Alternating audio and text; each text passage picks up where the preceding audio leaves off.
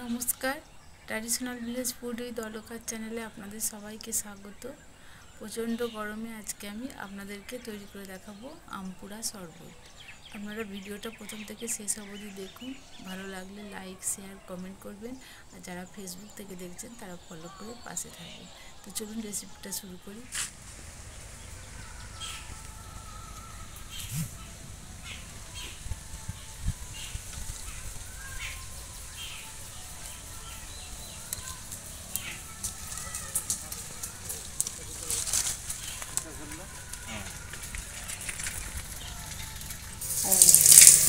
আমগুলোকে আমি পরিষ্কার করে ধুয়ে নিয়েছি। আমের গাটা আমি ভালো করে মুছে নেব।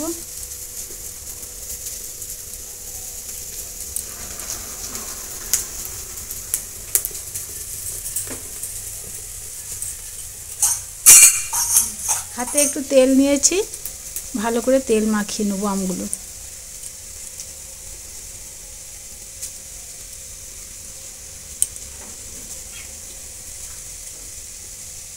এখন পুড়িয়ে নেব। উনুনে এখন আম দুটো দিয়ে দেবো। এই যে আঁচটা আছে এতেই আমটা পুড়ে যাবে। এক পিঠ পুড়ে গেছে, এখন আর এক পিঠ আমি উল্টে দেবো।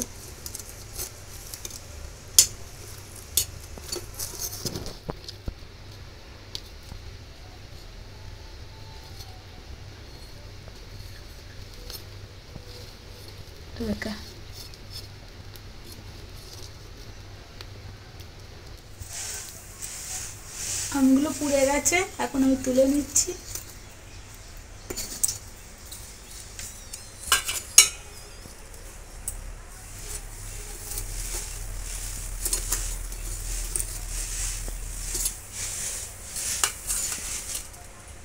আম দুটোকে আমি ভালো করে ধুয়ে নিয়েছি, এখন আমগুলো আমি ভালো করে ছাড়িয়ে নেব।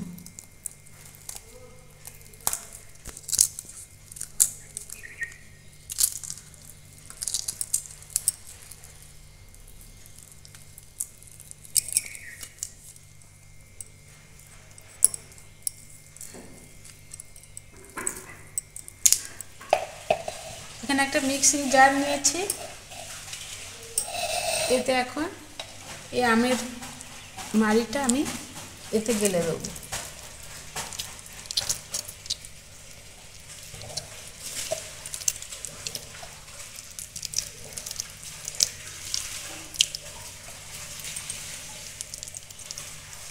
এতে আমি দিয়ে দিচ্ছি অল্প একটু ধনেপাতা। ধনেপাতার বদলে আপনারা পুদিনা পাতাও দিতে পারেন।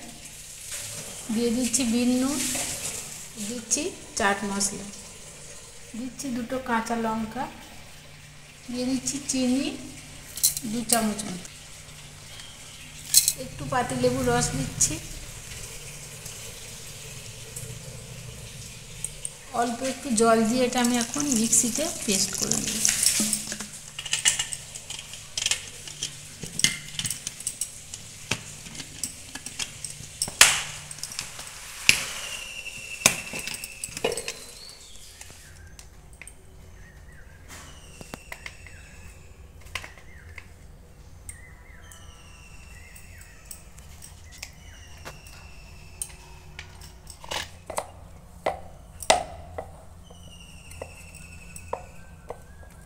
এতে আরও কিছুটা জল দিয়ে আমি পাতলা করে নেব।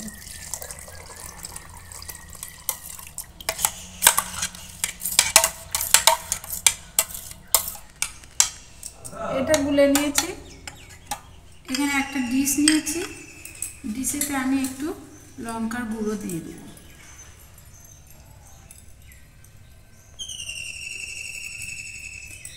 আর দিয়ে দেবো একটু বিন নুন।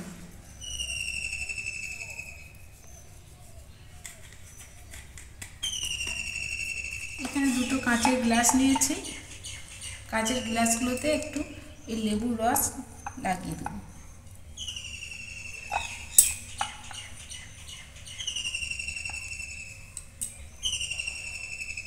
গ্লাসগুলো এই বিট নুন আর লঙ্কা গুঁড়োর উপরে এইভাবে দিয়ে লাগিয়ে নেবো। এটা বেশ দেখতে ভালো লাগবে।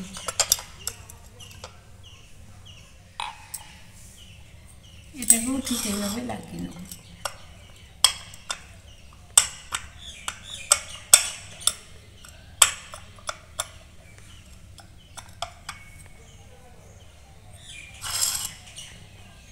এবার এই গ্লাস দুটোতে এই আমপুরা শরবতটা আমি ঢেলে দেবো।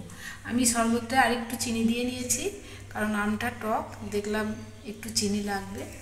আপনারা নুন মিষ্টিটা যেমন খেতে চাইবেন ঠিক তেমন করে নেবেন। এখন আমি গ্লাসে শরবতটা ঢেলে নিচ্ছি।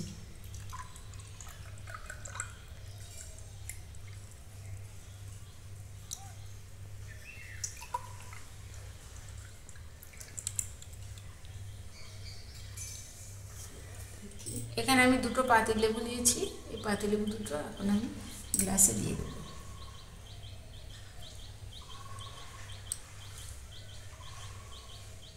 এখন এতে দুটো বরফ দিয়ে দেবো।